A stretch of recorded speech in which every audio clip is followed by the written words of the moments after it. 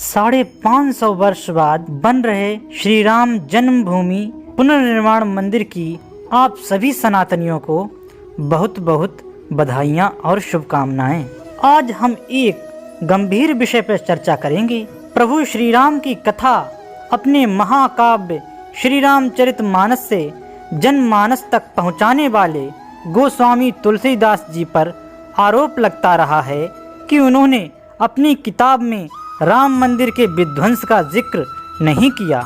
कई इतिहासकार दावा करते हैं कि अगर मंदिर का विध्वंस मुगलों ने किया है, तुलसी ने अपने महाकाव्य में क्यों नहीं किया।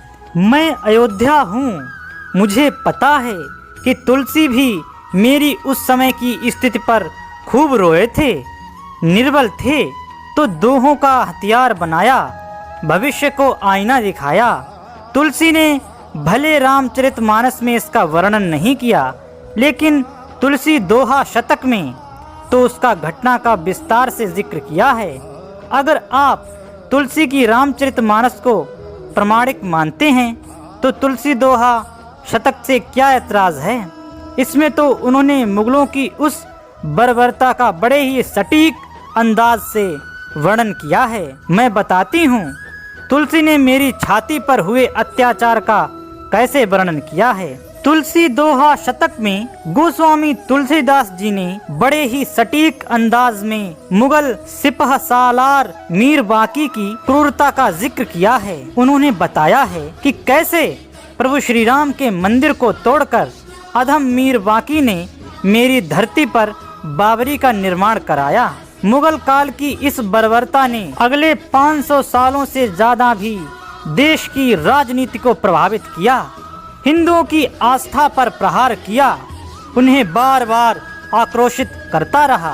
मंत्र उपनिषद ब्राह्मण बहु पुराण इतिहास, जबन जराए रोष भरी कर तुलसी परिहास। तुलसी दोहा शतक के इस दोहे में तुलसी ने मेरे दर पर हुए अत्याचार का बड़ा ही मार्मिक चित्रण किया है। वे इस दोहे में लिखते हैं कि क्रोध से भरकर यवनों ने बहुत सारे मंत्र संहिता उपनिषद वेद के अंग माने जाने वाले ब्राह्मण ग्रंथों एवं पुराण और इतिहास संबंधी ग्रंथों का परिहास करते हुए उन्हें जला दिया।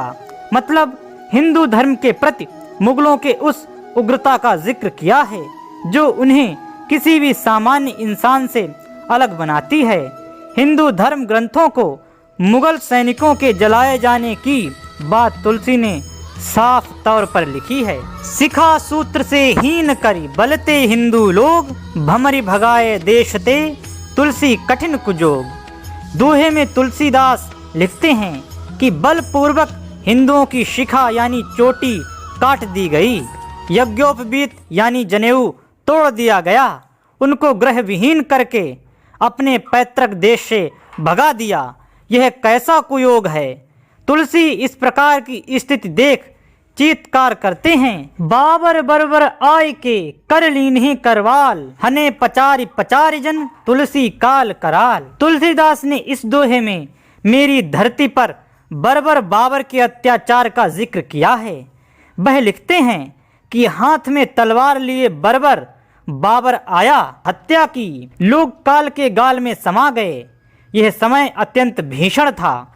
तुलसीदास ने यह बताने की कोशिश की है कि बर्बर बाबर के सामने भी लोग तन कर खड़े हुए, मुकाबला करने का प्रयास किया गया है, लेकिन सत्ता और विस्तार के मद में चूर बाबर ने निर्बल हिंदुओं की हत्या करने में कोई संकोच नहीं किया। संबत सर बसुबान नभ ग्रीष्म ऋतु अनुमानी, तुलसी अवधि जड़ जवन अनरत किए अनखानी। बाबर के अत्याचार के वर्ष के बारे में तुलसीदास ने सबको इस दोहे में समझाया है।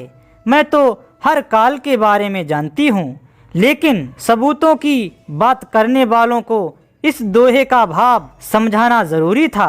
तुलसी इस दोहे में ज्योतिषीय काल गणना का जिक्र करते हैं। इसमें लिखे गए काल गणना के अंकों को आप दाएं से बाईं ओर पढ़ सकते हैं। सर अर्थात 5, बसु मतलब 8, बाण मतलब 5, नभ माने 1 अर्थात विक्रम संवत 1585 और इनमें से 57 वर्ष घटा देने पर अंग्रेजी वर्ष 1528 आता है। तुलसी लिखते हैं कि विक्रम संवत 1585 वर्ष 1528 की गर्मी के दिनों में जड़ यवनों ने अवध में वर्णन न किए जाने योग्य अनर्थ किया। यानी हिंदुओं पर मुगलों की बर्बरता का वर्ष सीधे तौर पर तुलसी यहाँ बताते हैं। राम जन्म मही मंद रही तोरी मसीत बनाए, जब ही बहुत हिंदू हते तुलसी की निहाय। तुलसीदास ने इस दोहे में प्रभु रामलला की जन्मभूमि के मंदिर को नष्ट किए जाने की बात कही है। यह दोहा सबसे महत्वपूर्ण है। इसमें तुलसी लिखते हैं कि राम जन्मभूमि का मंदिर नष्ट करके मुगलों ने एक मस्जिद बनाई है। बड़ी ही बेरहमी से हिंदुओं की हत्या की गई। यह सुनकर देखकर तुलसी के मुख से हाय निकल रहा है। वे खुद शोकाकुल हैं।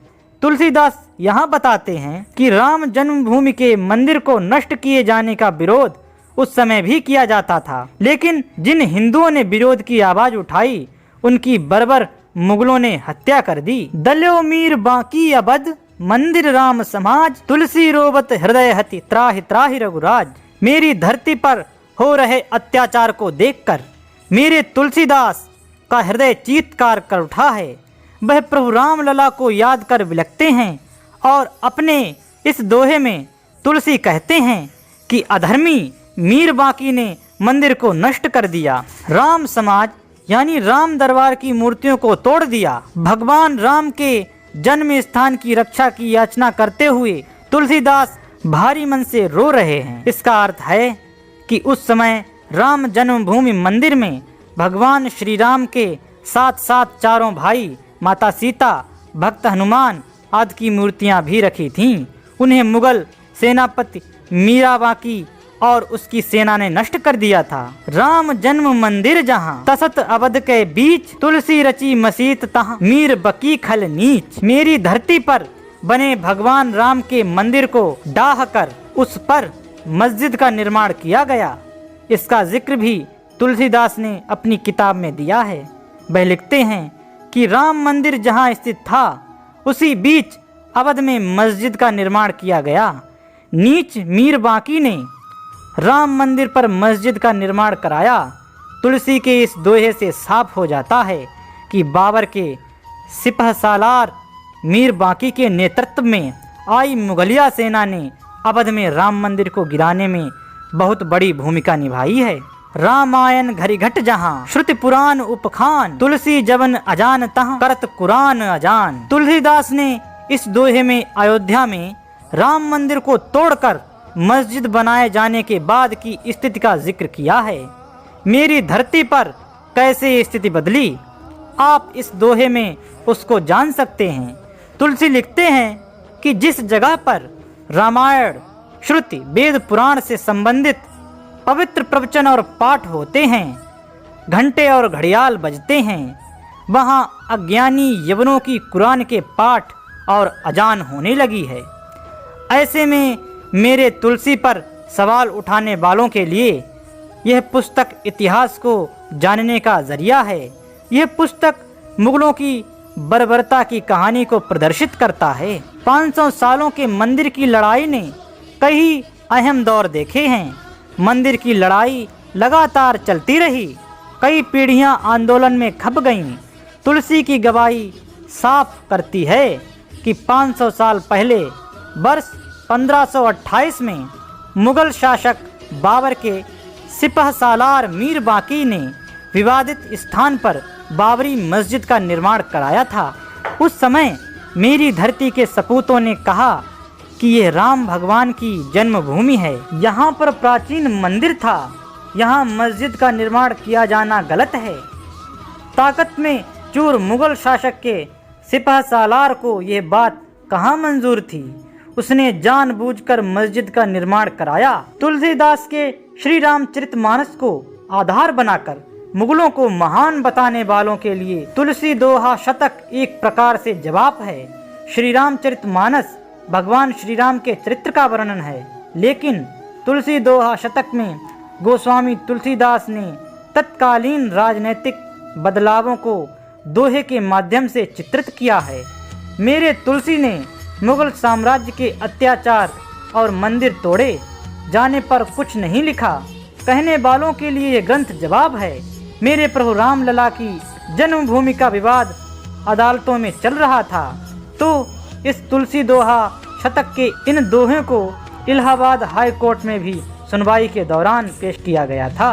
सुनवाई में कोर्ट के सामने 1528 की पूरी स्थिति को पेश किया गया।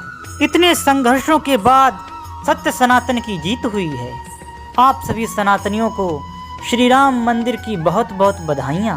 अगर आपको मेरी ये प्रस्तुति पसंद आती है तो प्रस्तुति को लाइक करें, सब्सक्राइब करें मेरे चैनल को और बेल आइकन को प्रेस करें, ताकि ऐसे ही धर्म ग्रंथों से प्रमाणित भक्ति और ज्ञानपूर्ण प्रस्तुतियाँ आपको टाइम पर मिलती रहें।